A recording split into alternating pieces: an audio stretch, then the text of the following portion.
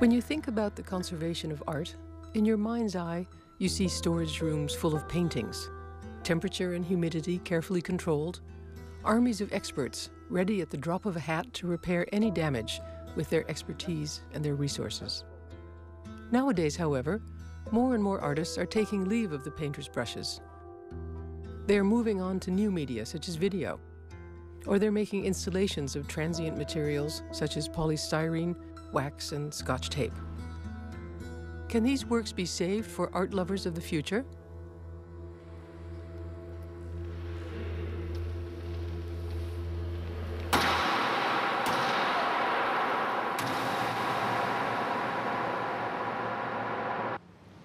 In 2005, the Rotterdam Museum Boijmans van Beuningen showed the installation Notion Motion by the Icelandic-Danish artist Olafur Eliasson. Eliasson is one of the best-known artists of his generation. He makes installations with ephemeral materials such as mist and water. Now the museum is reconstructing the work together with Eliasson's studio. But the question remains, how do you preserve a work made of water, light, and movement? Found it here. Yeah, this is actually, well, not even this. This and this is what we bought. So this is the work of Olafur Eliasson, and here, this is probably the most interesting part. So this is, of course, these are our spaces, and then this gives some measurements. But that's all that you buy. And here, of course, it's saying that this is a certificate of authenticity, and then it's more like they say, the piece must be installed as described in the installation drawing on this document. So that's the other one. Each new installation must be made in collaboration with Neuger Riemschneider, which is the Berlin gallery of Olafur Eliasson, Olafur Eliasson Werkstatt and Bureau, or the estate of the artist. You know what I think is wonderful? This is a certificate of authenticity, but it's been faxed and photocopied. Yeah. Was the work originally documented when it was installed in 2005? Not in that sense, because we didn't know that we could be able to purchase the work. So what we did was actually that when we were de-installing the work, we knew that we had bought it already, and then we tried to document it. So this is also a challenge for us to see if it works the way we try to document it afterwards.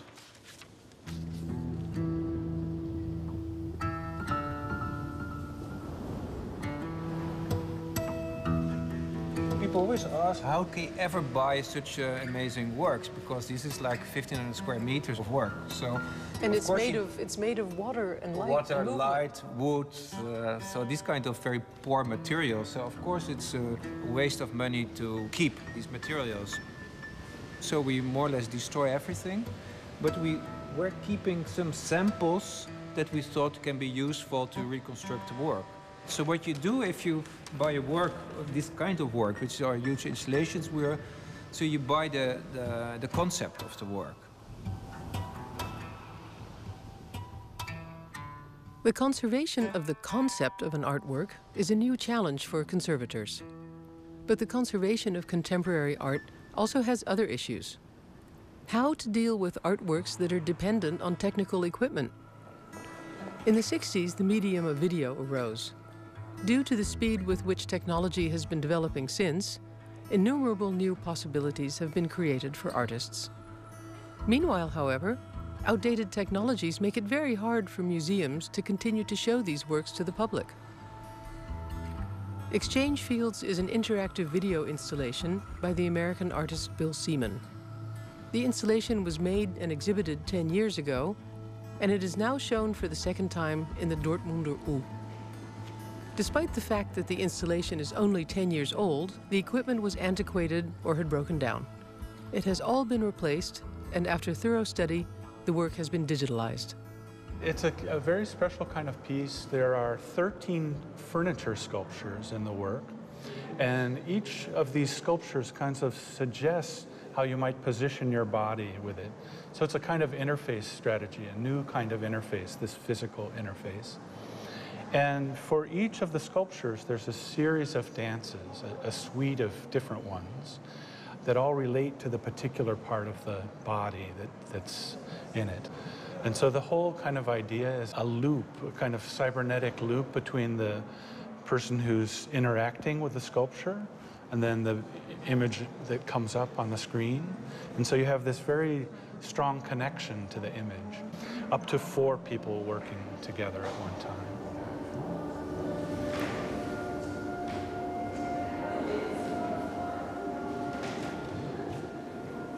There's an element to it, Bill, of a test. Uh-huh. Do you read me? Uh-huh. Are you out there? Do you hear me? I mean, does it understand that Does you've it understand done? me? Yeah. Uh-huh. And do you think it's answering you, or? Yes, yes, but it is indeed very quick, and the fact that the 2 images become overlaid makes you understand that, yes, it is hearing you. Uh-huh. What was the technology that you used for the original installation? Yeah, the original installation was done with Laserdisc, and Laserdisc could hold half an hour of video and instantly be searched and played back very quickly. So in that year, in the year 2000, that was really state-of-the-art. The work is 10 years old, but it has been produced with a video technology which is obsolete today. Bill Seaman used the so-called Laserdisc at the time, and today it's hard to find any player for this technology. And this, in fact, forms some scenario that we have with many video-based artworks, that either the video format or the display equipment is no longer available. And you may have experienced that yourself with some audio tapes or videotapes you have at home. There was a very large team involved in studying the work before the conservation actually started. Why was such thorough study required? In fact, the museum had no documentation on this artwork when they acquired it. They didn't know exactly what was the original format of the video, how the elements interacted. They had no code from the computer program. Many artists haven't even thought about this issue because they are so much in the present and into future ideas, and they don't care that much what will happen with the artwork at the time when they can't look after these works. And often even institutions like museums didn't consider that beforehand, and they only realize at a certain time when the artist can't be called in any longer that they are facing a problem. One of the elements of the restoration effort was an extensive interview with the artist about his intentions. Why is the artist interview so important? The artist can tell us a lot about the artistic intention he followed to create this work, how it was made, how it functions, what is the essence of the work.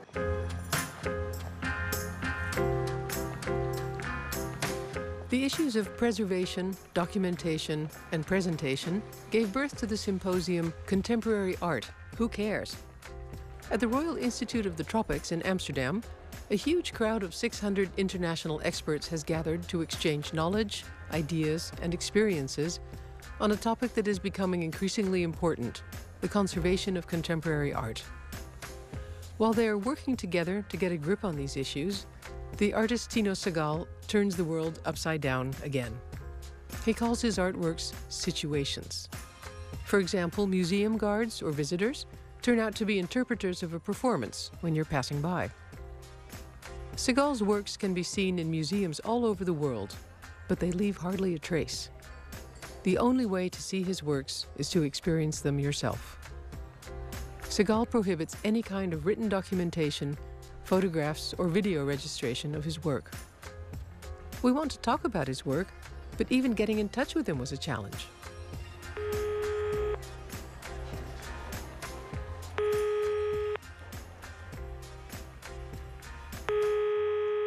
You can both speak now. Okay. Okay, thank you. Good morning, Mr. Segal. This is Tracy Metz. You do not allow any form of documentation of your work by museums, and you insisted that YouTube remove all the films that have been made of your work by museum visitors. Why is it that you are so adamant about not having your work registered or documented? Oh, because I think I just don't need it. Now the works can be repeated, and also the core of the work is, this kind of the experience of the visitor.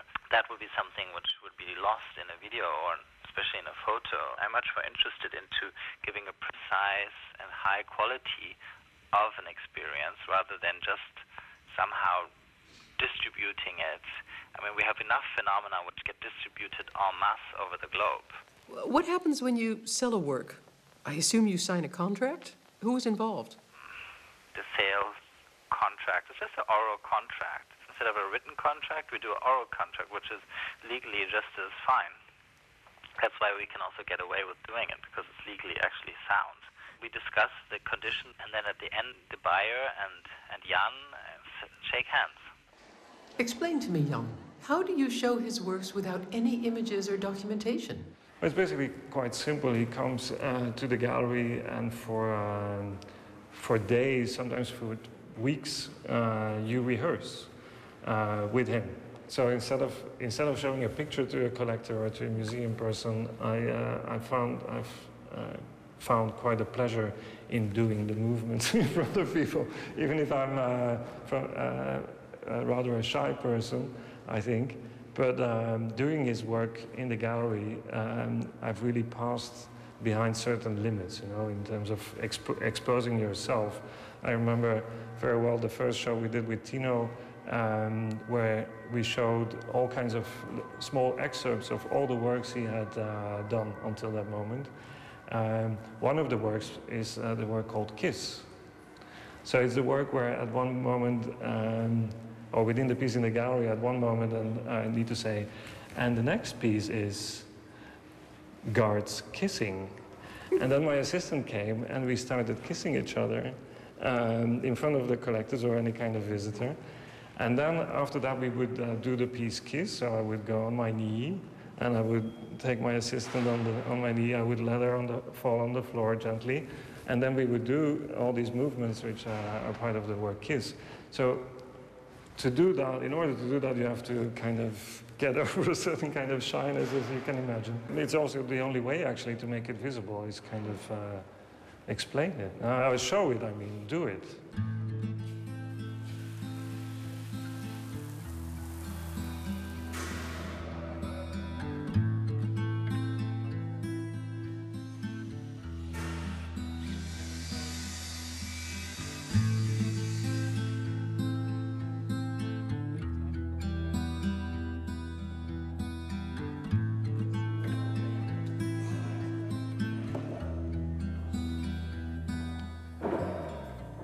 The most interesting part of the work is how to preserve the concept. So what is the freedom of the curator or who else is going to reinstall it regarding the work? So if, for example, if we have a space which is twice as small as this, is it still the same work?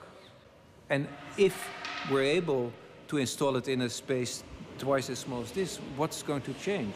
I try to figure out with the artist what are the parameters within we have to work if we reconstruct the work like this. Yeah, this is an essential part of the installation, but what is it? Yes, this is one of the most technical parts of the installation, because if you can see here, this is really mechanics, but always very simple mechanics, which makes that every 3 minutes there's going to be like a sponge over there, and here this is going to be a huge basin of water again. And every 3 minutes, all of a sudden the sponge plunges into the water.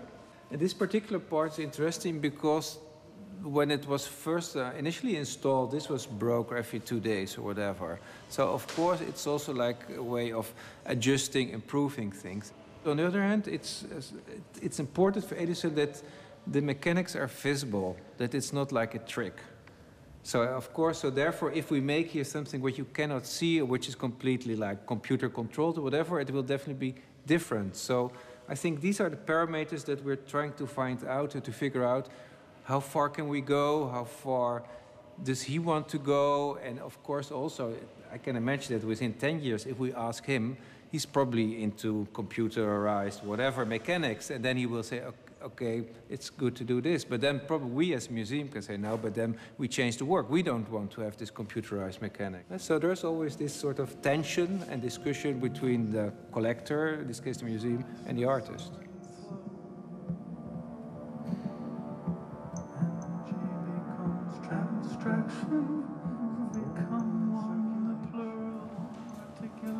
In the beginning, in the original installation, there was a delay between the visitor giving command, shall we say, to the sensor, and that you saw the reaction on the actual screen due to the old equipment. And now the delay has disappeared. Do you feel that some of the authenticity and the scratchiness of the work has disappeared? No, in fact, it's more ideal to have less delay. I mean, when the piece was made, we were trying to optimize it so that the feedback was as quickly as possible. But then, you know, there were a series of pieces in the system. There was not only the laser displayer, there were computer-controlled mixers. And so the system had to be talking to everything and had to look at the different levels and all of these things. And now that's all happening in software. And I wish I could have done it originally like that, but a digital video at that time didn't have the speed or the clarity. Before we had banks of multiple computers and multiple laser displayers. Now it's completely in the digital realm. I'm sure Bill Seaman was very happy that this work of his exchange fields has been restored, but I can also imagine that there's a certain tension between the artist and the conservator. Artists are more involved in the creation of artworks than in the conservation, of course, and so it's natural that, in particular, I would say, media artists tend to move their ideas into according to the available latest technology, and it's the conservators' task to care about the authenticity of the work and not to move it into this new technology too quickly. And so it's a different experience whether you see a black and white film on an old projector with the sound and the light flickering than when you have the same on a flat screen. But some artists would maybe go this way, so then the curator is in this dilemma to decide what approach he might follow. To what extent is the technology really a part of the artwork, or is it only a vehicle underneath the artwork? Well, I see it as a vehicle for sure. You kind of want to forget that the technology is even there. You want to be experiencing this dancer. In terms of the furniture sculpture, those could be recreated also. I'm not so worried about the aura of the... There's this famous statement about the aura of the artwork, but I think every artwork carries its sensibility, and I don't worry. I mean, for me, a digital work or a reproduction also carries the presence of the maker somehow.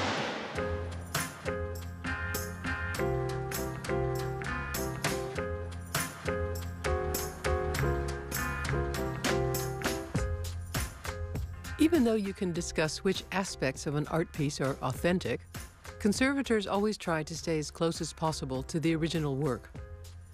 But the artist Tino Segal doesn't allow any form of documentation, and his artworks have to be transmitted orally from one person to another.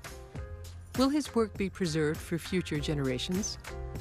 Is the recreation of the work in, say, 50 years, is that an exercise in collective memory? No, I don't think that it's about collective memory. I think it's just the most safe way to do it. I think that the discourse around my work is like, oh, it's this kind of fragile thing, and will it be forgotten? It will be like a game of telephone. But I assure you that like the opposite would be the case. If I would give like some written instructions, you know, it would always be kind of, then it would really meander. But if people really know what they're doing and why they're doing it, that's a much more stable sense. It's also like to get away from my work to go into other realms, like where do you learn stuff? You know, like if you think like the English language or Dutch language, you know, you didn't go to the library or to some archive to learn the Dutch language. You learned from your mother, you know? And nobody would be worried that the Dutch language is going to disappear somehow, although it's being transmitted from like mother to child or father to child or something. You know, it's like you never, even if there's like a library or a dictionary in teaching you the language, your mother never used the dictionary or looked up the archive, nor did she tell you to go to the archive. No? So I think most things in life are passed on, you know, from person to person. I think contemporary art has moved on from thinking that we've got one unique object, you know. In a way, that's the challenge of contemporary art, is that was blown apart. And so, but I think there's a real tendency within contemporary art museums to sort of carry on as if those paradigms were still operational. And what Tino does is he totally blows that away. You know, you've got nothing. You've got nothing. You haven't even got beautiful instructions. You can't. I mean, the desire for a conservator is always, you know, for these sorts of installation works, you know, to document very meticulously. You know, we would have such amazing documentation about this piece if we were allowed to. It's an itch, you know. And so what it does is it really pushes us back onto thinking about memory.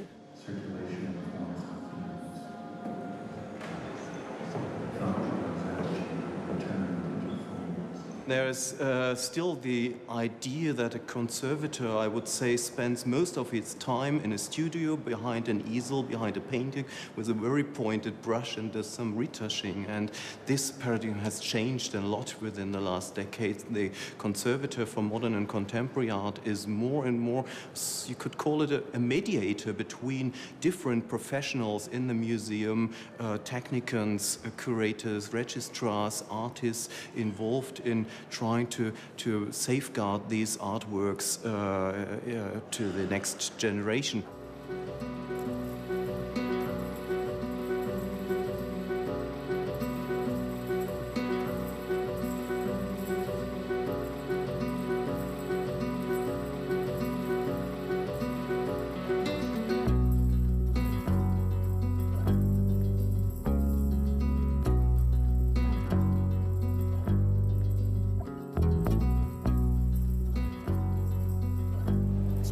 Documentation than conservation. Funny, you'd think that the concept would be the more ephemeral part and the actual physical materials would stay. But in fact, it's the other way around. It's the other way around, yeah, definitely. Yeah. Without trying to keep the concept, there's no work. You can keep all those materials here, but if you don't know how to handle, how to use it, it doesn't make any sense.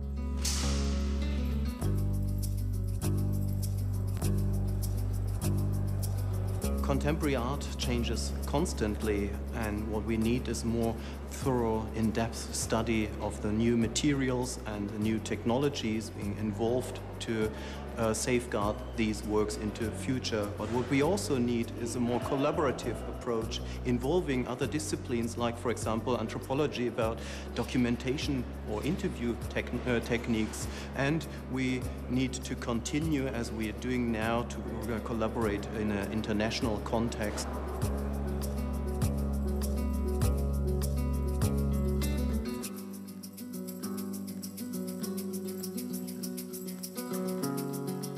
I think the timeless museum object is a myth. So one of the things that we have had in our mind to do, and I think it's a good time to do it now, is to gather our interpreters together for a summer picnic and see if we can have a little moment of conservation.